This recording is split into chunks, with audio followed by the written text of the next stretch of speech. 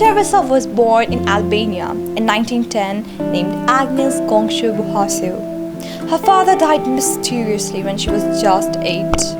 As a result, Teresa grew up very close to her mother, a devout Catholic who taught her the importance of charity. By age 12, Teresa had decided to devote her life to religion. At 17, she left her prosperous and loving family to travel first to Ireland and then just 6 weeks later to India to be a teacher.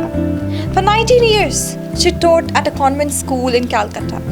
But one day her life changed forever after she got what she described a call within a call, which compelled her to leave the convent and live among the poorest of the poor in the slums of Calcutta.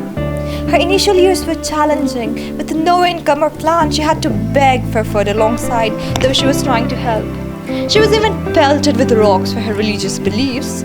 Although she had no funds, she depended on divine providence and started an open-air school for slum children.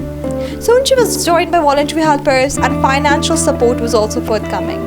This made it possible for her to extend the scope of her work. Her reputation began to grow as she started opening hospices for orphans and dying.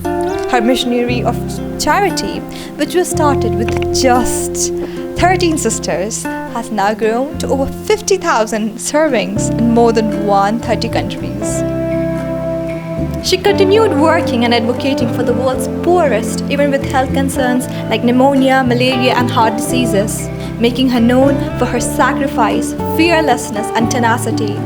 After being awarded the Nobel Peace Prize in 1979, she insisted the traditional banquet be cancelled so the money could be used to help the poor.